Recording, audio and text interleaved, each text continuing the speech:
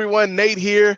Welcome to Stop Now. This is our talk show. You are tuning into part 2 of our amazing conversation with Mandisa Thomas. The discussion was so big we couldn't contain it in one episode. So I hope that you enjoy our discussion where we touch on a lot of topics involving faith and spiritualism and religion, as well as race. So enjoy part 2 of our discussion with Mandisa Thomas.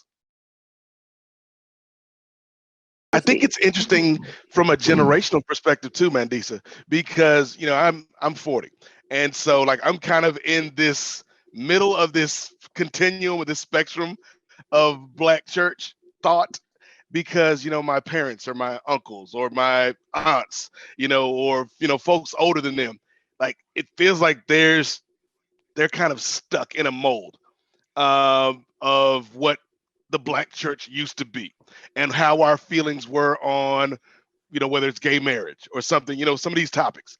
And then I look at Mm-hmm. my nieces and, kids in their 20s, and it's like they're more accepting. And so and I don't know where or how we get to a place where it's not like the trappings of the old church are not there.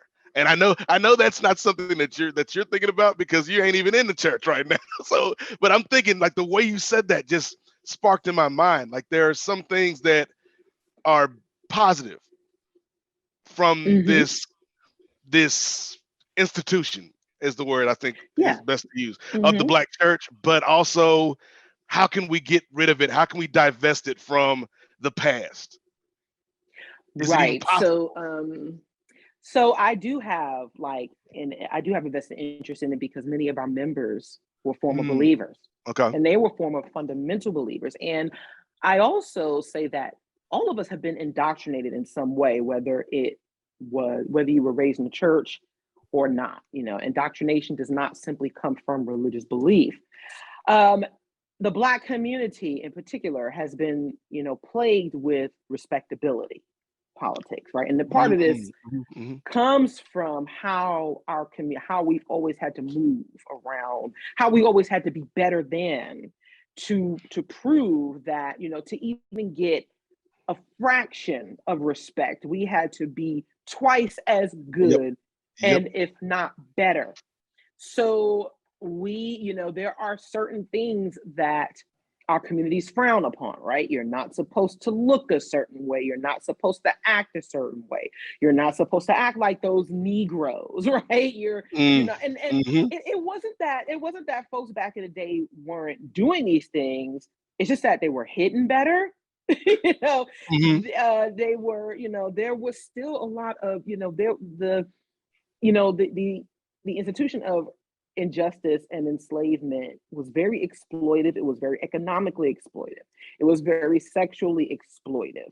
It Mm, certainly put a stain on the image of Black people, of how we're supposed to be less than.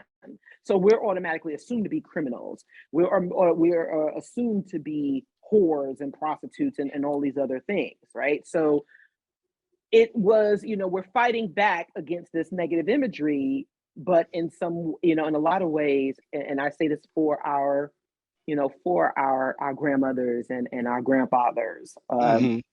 trying to fight back against those negative stereotypes and putting forth positive imagery of Black folks, but also not realizing that to be ourselves, or to be, to be progressive minded, it doesn't mean that you're being, it doesn't mean that doesn't mean that you are not respectable. Mhm. It's these are there have been so many like misconceptions regarding that, and church culture, implies this idea of what it means to be chaste, right? Especially for women, you're not supposed to have sex Mhm. until you're married. You're Mhm. supposed to be this good, clean person, who doesn't, partake in drugs, alcohol, Yep. sex with different people and such like that. That's for those people. And so But there is just this.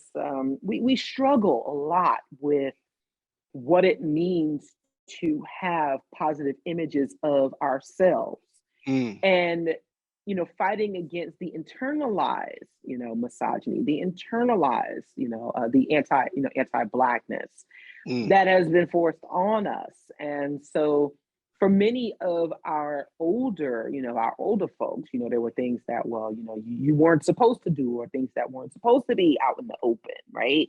To Yeah. be considered gay was to be considered deviant. And we know that isn't true now. Hmm. So I think, and we have members of our organization who are older, right? They even raise their kids religious, and somehow they came out. It's not many, but Hmm. there are a few. There have been quite a few older Black folks who were either formally raised religious, or they never believed, but there was no support system for them. Right. So what I think is important is to be understanding of that time period, and also reevaluating what it means to respect our elders. Because Hmm. back in the day, you were just supposed to simply pay homage and respect elders, even if they treated you badly. Yeah. um, so reevaluating those adages and those ideals of what it means to be considered an elder, what it means to earn respect, and that it is not simply for an older generation, but also trying to continue to instill those values in the younger folks. Like, I'm 46, so I'm a Gen Xer as well. I'm of the Gen Hmm. X. I'm from the hip hop generation. So we sit on that. There's a lot of jokes about like Generation X, and Right. how many intersections there are with us, right? So we sit on the intersection of what it means to try to instill some of those traditional values, but also doing away with some others, realizing that Hmm. times change as we educate ourselves more, as there is more information available. How do we learn from that, and also how do we help our elders and our younger generations Hmm. learn, but also have that empathy for each other, because the generation gaps also get in the way, right? People tend to say, oh, look at those young people, and it's, or look at those old people. Right. Yeah, The Mandisa, Mhm. quickly. So before Yes. we wrap up, because I am getting so many questions, like so many thoughts coming in. I wanted to debate Yes. and argue, ask a lot of questions, but since we are running out of time, I don't want like to take much of your time. Maybe if you agree, we can do a part 2. And Krishna has a question. Yes. Sure. So Krishna, go ahead and ask your question. Okay. Krishna, are you Yeah, there? yeah. I'm here. Sorry. So, if I'm interrupting, I'm sorry, but I would like to ask one question.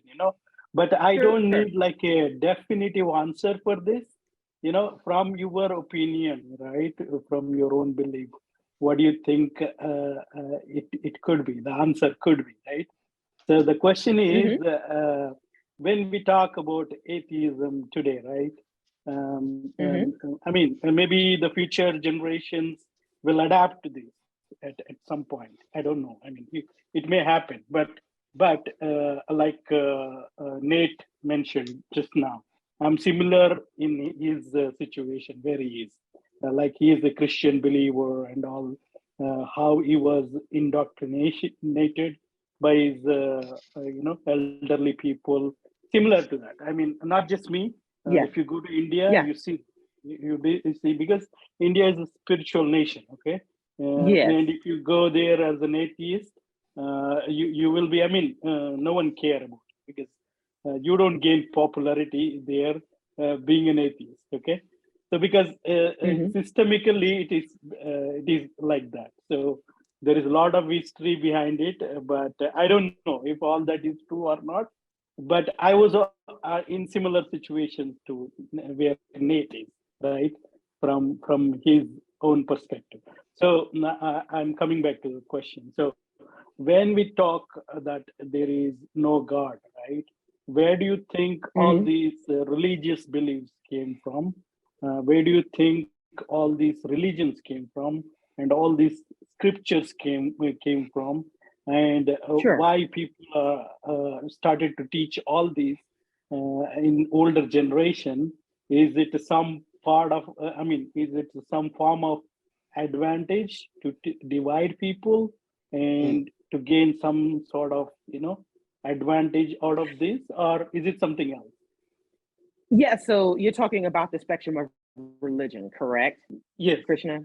Yeah. Where do Yeah, you think so it came from when we say like God so doesn't exist, right? so many religions were formed just basically out of the folklore of from different cultures, different nations of people in different countries. Also, religious belief. So it's a number of things. There were there were gods and deities that were created to explain things that weren't explainable before. Mm. Like, for example, where and I remember hearing this years ago that in Greek culture, right? Because we didn't know how thunder and lightning worked. There was a creation of Zeus, the thunder god, and it was explained that Zeus created thunder with his hands, and that's how we get thunder and lightning. We know that's different now. We know that isn't the case. So there were in many cultures and different beliefs, there were, and some of them were born out of a creativity, right? A way to creatively explain what couldn't be explained before.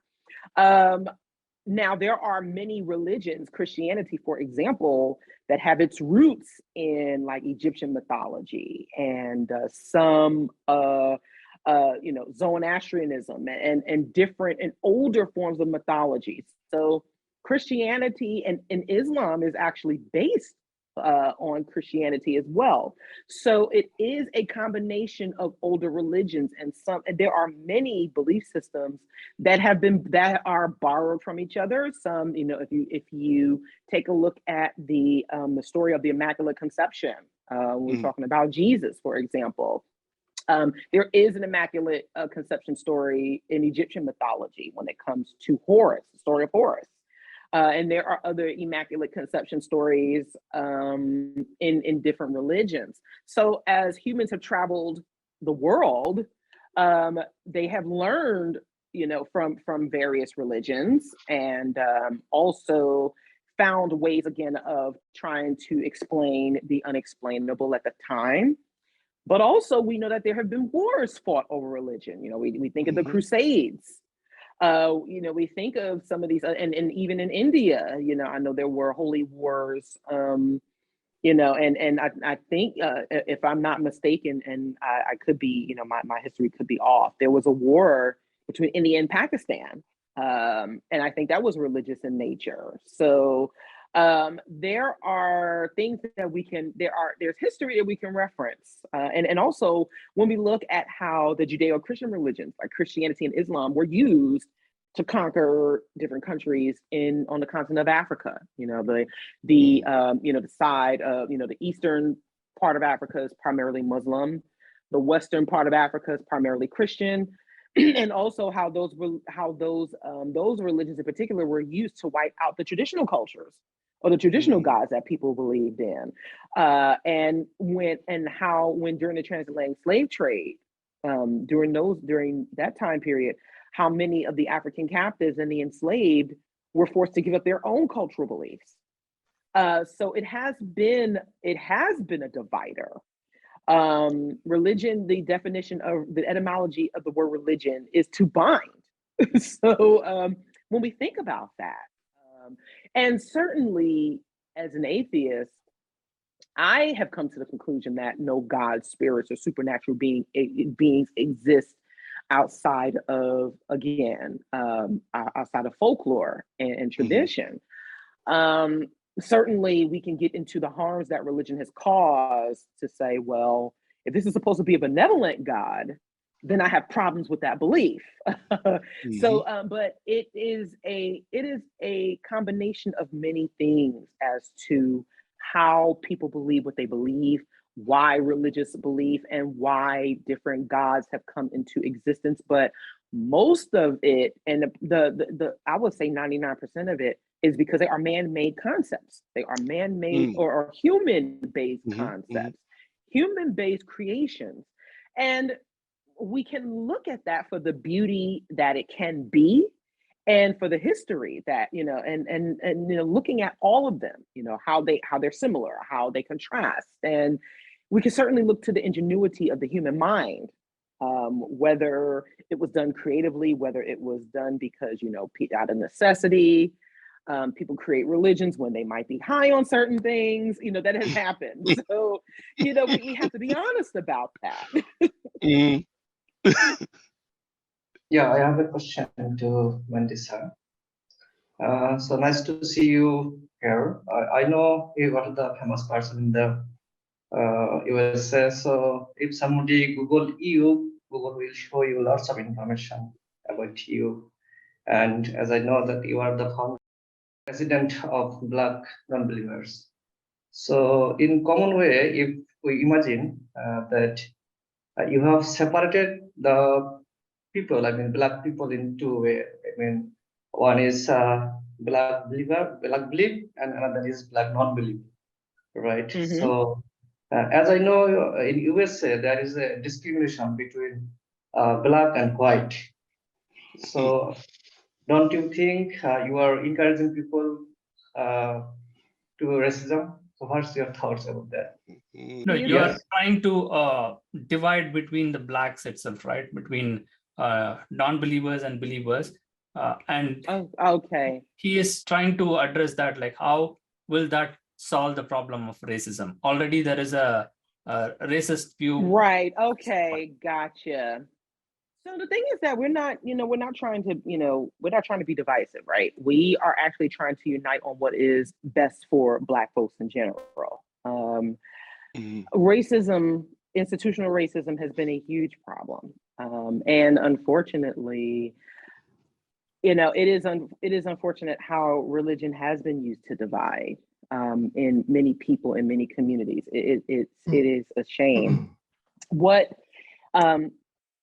And we contend that, in Black communities, the church has often, and religion has often been the elephant in the room, as far as what it means to talk about racial justice and liberation. And especially, as you said before, Nate, when it comes to, people just praying on it, when things happen, we wanted, our first line is always that we pray. And it's like, no, we need to take action, whether you are a believer or not.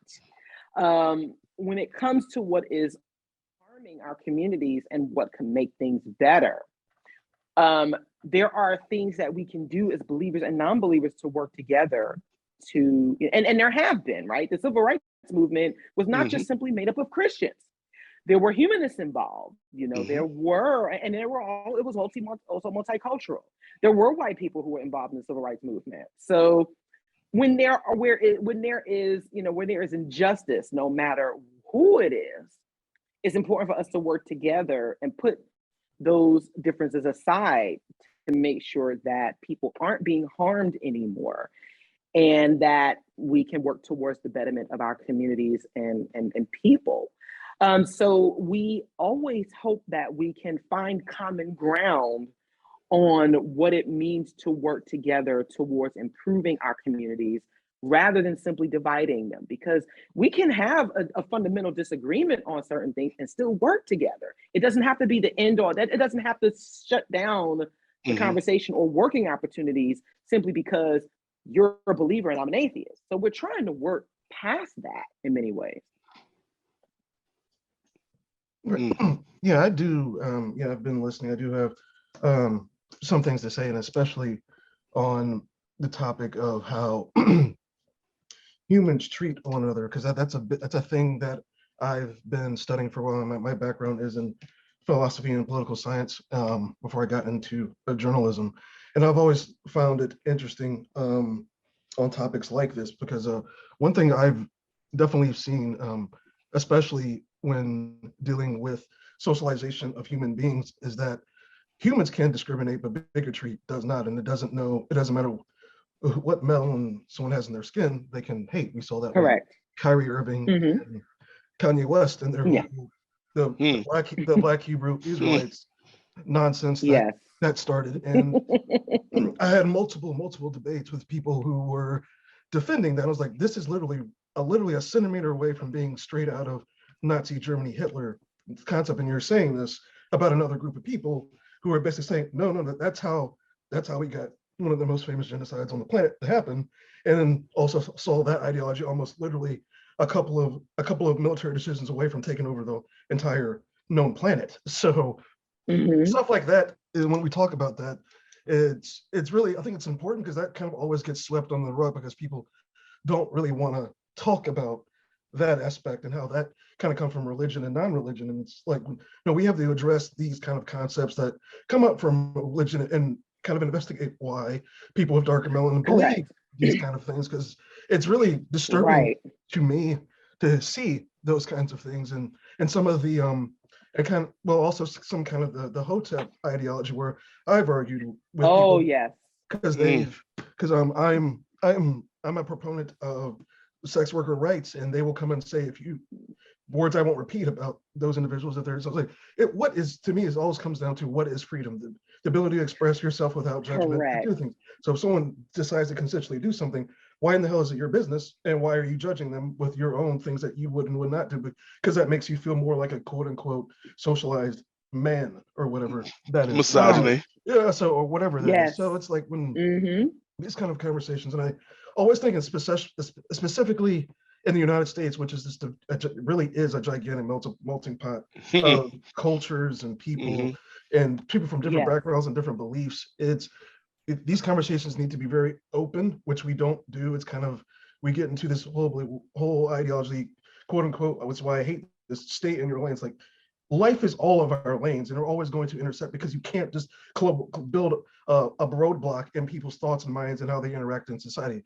That's called red districting, and that's not a good thing, because that kind of Right. closes people off to where they cannot be. So thoughts needs to be expressed from all different beliefs, but there's always these roadblocks that you can't talk about this because you're this, you can't talk about this. No, only way we're going to come to solving these issues if we have an open conversation with everyone, and everyone can speak and not fear that they're just going to be called names because they're talking about issues that they have questions about, because you don't learn if you can't ask questions, and not everything's always in a book, and some people that say things in the book or on social media are just doing it for their own personal gain. I've seen lots of people like that. I won't say names here, but so things like that. It's like I do want there to be a bigger conversation around these topics, because I think that's one of the most important things that we can do to get past them, to be honest. Absolutely. So Walter, to address that point, right? We think of the people who are so against critical race theory, and not having and having a very, very grossly misinformed perspective, right? We are all for people, expressing themselves, but when it comes from a place of bigotry and willful ignorance, that is where it becomes a problem. And speaking of, like, Kyrie, I first of all, he's a flat earther. I have a huge problem with that. And Kanye West, I definitely have my opinions and issues with him. Yeah. It's sad what some people do for publicity. And he always seemed to be somewhat intelligent in some way. And I mean, human beings have breakdowns, we have emotions, we have issues that we need to work through. And I do think that people with more access to resources should be doing that. They absolutely should be doing that, because there are a lot of average folks who don't have that access to resources, to mental health and support. So yes, it only works when we are able to have that objectivity, when we are able to come to the table willing to learn, willing to put aside our, willing to put us, and also willing to be vulnerable, right? There are things that we didn't know before that we have to be willing to admit that we didn't know. And also be willing to when information is presented. Sorry to interrupt, right? Sorry to stop you there, right? So I'm a hardcore atheist, right? So you are, yes. I mean, you also identify as an atheist, right? And still, right? Yes. How do we have open conversation and dialogue with religious people? Because for me, it's a conclusion, right? Already I concluded that, like, every other root cause of every evil comes from religion and God, because they have a fixed ideology, whether it is a Christianity or Islam or any other religion. They believe a set of things, and they are having that constant fixed things to argue and debate with us. So they don't have an open mind. They are already closed. And what is the point in having a conversation with them and saying that, like, I'm not trying to convert them, because we all know that we are all individual. They have to evolve in their own brain. Come on. Well, JK, I mean, we can look at Nate, right? We can see folks like Nate, who is a progressive. He's a believer, but he's a progressive. The thing is that there are going to be some believers that we will never be able to talk to, and we have to be okay with that. There are, because connecting with fellow atheists and progressive-minded people has been more important to me, I try to ignore the hardcore believers who I know I'm never going to be able to convince. Now, there are some folks who have come at me, and, I'll try to explain my position maybe once or twice, and also come from a perspective of, well, look at the contradictions in your Bible, look at the contradictions in your Quran. It is not up to me to simply tell you what the issues are. It is up to you to examine those beliefs and also look at what those challenges are and look at them for yourself. Like, I don't just want you to take my word for it. I'm going to point you to specific examples and specific references that will contradict what it is that you're saying to me. And it is up to the individual to, have the intellectual capacity and capability to look in it further. Now, you have some folks like the Hebrew Israelites and the Hotep folks who are not necessarily Christian, but they will not do that. And so it is a critical thought process that is challenging for many people. And I have come across some atheists who, were former believers, and just some other human beings who are just as hard-headed. However, when it comes to those fundamental beliefs, there are just some people whose minds will not be, or they might not be changed right away. Sometimes when you have these conversations, it may take some time for people to think on them. But I do think that having some sort of empathy and understanding of why people believe as they do is helpful. And also because there are many believers who we will never be able to have an objective conversation with. And we don't have to exhaust ourselves arguing with them all day long. I think for me, it's and I speak as an individual, right? I don't speak for every atheist. I don't speak for every Black atheist. Some are different. Some people are invested in having these conversations with believers and some of the things that come out of these believers' mouths are absolutely horrendous. Let me say that. For those who justify slavery and who will justify harmful actions because they say that it's in God's plan. Yeah, I do have a problem with you saying that, because that means that implies that you have a disregard for human life. We do have a problem with that, and we should absolutely speak up on that when we can. However, for those believers who are aligned, who we can agree with, we can certainly start there. I am a person who tries to give the benefit of the doubt that there are people who, even if they believe, they are still good people, and that they are going to try to do what's best. This is the same thing that I would want a believer to do if they know I'm an atheist, and not just simply assume that I am a devil worshiper, that I believe in nothing, or that I'm a bad person, right?